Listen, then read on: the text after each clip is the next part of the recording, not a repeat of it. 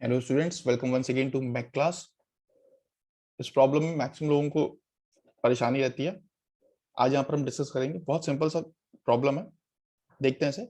N attempt is made to pull a roller of weight W over a kerb step basically by applying a horizontal force F as shown in figure. जो F है वो आपका centre से pass कर रहा है। The coefficient of static friction between the roller and the ground including the edge of the step. मतलब कहीं पे भी अगर कोई दो सरफेस आपस में कांटेक्ट में है तो वहां पे जो कोफिशिएंट ऑफ फ्रिक्शन होगा वो म्यू होगा, ऐसा दिया हुआ है सवाल में।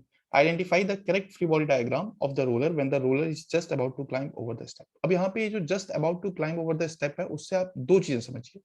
सबसे पहली बात तो ये कि say this is your point A and this is your point B. Okay, this is your point B, this is your point A.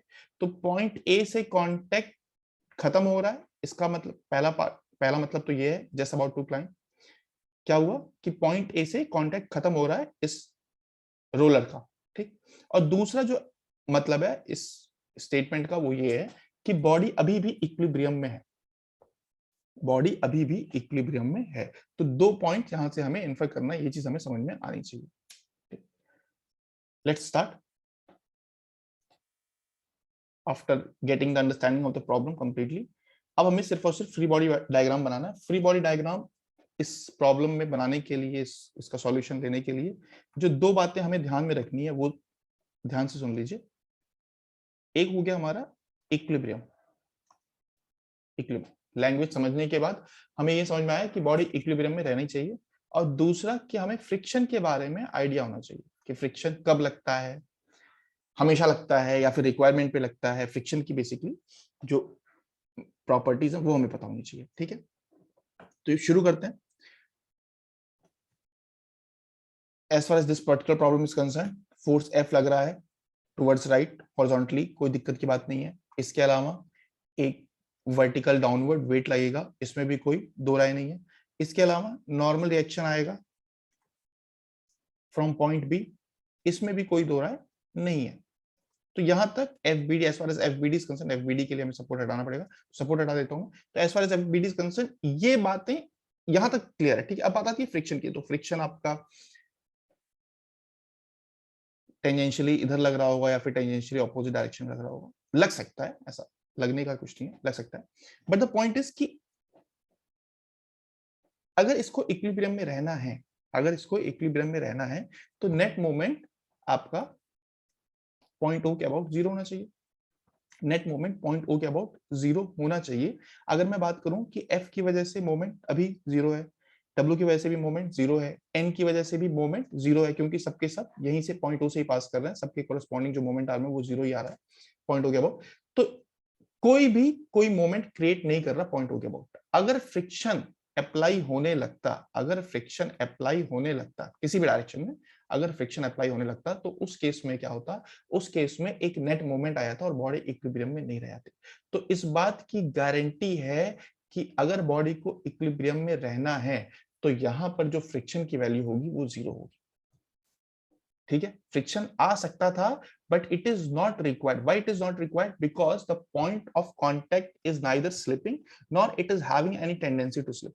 Tendency इसकी तभी होती जब कोई एक क्लॉकवाइज या काउंटर क्लॉकवाइज मूवमेंट आ रहा होता because of rest of the forces, ठीक। तो अगर आपको ये चीज समझ में आती है कि फ्रिक्शन हमेशा जरूरी नहीं है कि लगेगा, ठीक है। यहाँ पे बहुत सिंपल तरीके से यहाँ पे मेंशन किया हुआ है mu N two mu N one, तो जरूरी नहीं होता कि फ्रिक्शन हमेशा म्यू एन के बराबर हो। It depends upon the requirement. यहाँ पे रिक्वायरमेंट जीरो है तो फ्रिक्शन भी जीरो है, ठीक।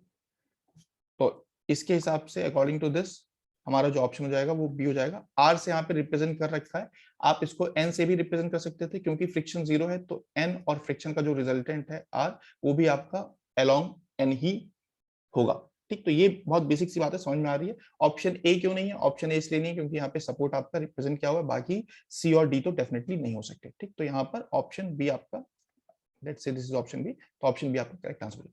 इसी चीज को वेरीफाई करने के लिए हम लोग देख लेते हैं। से अगर मान लो एफ जो है वो टॉप मोस्ट पॉइंट से पास कर रहा होता है, this is point A double dash, ठीक है। दोबारा से फ्री बॉडी डायग्राम बनाएंगे। तो अभी हमें फ्रिक्शन के बारे में नहीं पता, पर जो बाकी के फोर्सेस के बारे में पता है उनको रिप्रेजेंट करते हैं।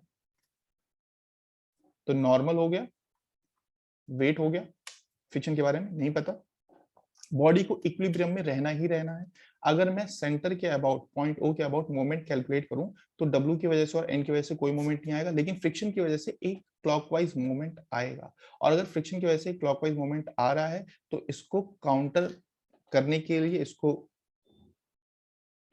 इक्विलिब्रियम में रखने के लिए हमारे पास एक फ्रिक्शन होना चाहिए, और वो कुछ इस तरीके का होना चाहिए कि it will balance the moment because of this F. ठीक है, तो एफ की वजह से क्लॉकवाइज मोमेंट, तो फ्रिक्शन की वजह से काउंटर क्लॉकवाइज मोमेंट। ये बात समझ में आ रही है। दूसरा, अगर कोई बोले कि एन और फ्रिक्शन का जो रिजल्टेंट होगा पॉइंट बी पर, एन और फ्रिक्शन का जो रिजल्टेंट होगा उसका डायरेक्शन किधर होना चाहिए, तो उसका डायरेक्शन भी कुछ इस तरीके का होना चाहिए कि ये सारे फोर्सेस, मतलब कौन कौन से सारे फोर्सेस, चाहे आपका एफ हो गया, चाहे आपका डब्ल्यू हो गया, चाहे आपका रिजल्टेंट हो गया एट पॉइंट बी। अगर मैं थ्री फोर्स मेंबर की बात करूं तो अगर आपको कॉन्सेप्ट पता होगा तो ऑब्वियस है, ये बहुत ऑब्वियस है कि जो रिजल्टेंट एट पॉइंट बी होना चाहिए, it should also pass from the same point from where F and W are passing. ठीक, उसको भी वेरीफाई करने के लिए, उसको भी सपोर्ट करने के लिए हमें समझ में आ रहा है कि फ्रिक्शन का जो डायरेक्शन हमने लिया हुआ है वो परफेक्टली करेक्ट लिया हुआ है। तो चाहे थ्री फोर्स मेंबर के कॉन्सेप्ट को यूज कर लो, चाहे फ्रिक्शन को यूज कर लो, ये हमारा करेक्ट फ्री बॉडी डायग्राम होगा अगर फोर्स जो है वो आपका टॉप मोस्ट पॉइंट पे लग रही है। उसी तरीके से इक्विलिब्रियम और फ्रिक्शन के कॉन्सेप्ट को जस्टिफाई करते हुए ऑप्शन बी हमारा करेक्ट होगा as far as this problem is concerned. I hope this was helpful to you. Thank you very much.